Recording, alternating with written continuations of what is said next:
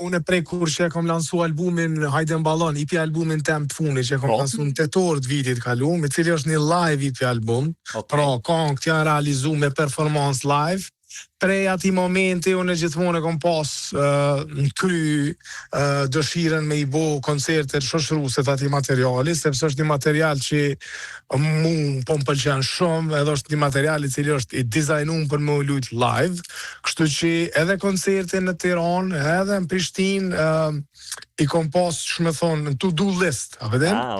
Edhe ky Tiranës është kry me sukses të madh, atje kemi pas 2 net, ka qenë sold out, kemi kalu shumë mirë të salla Akademisë të Arteve.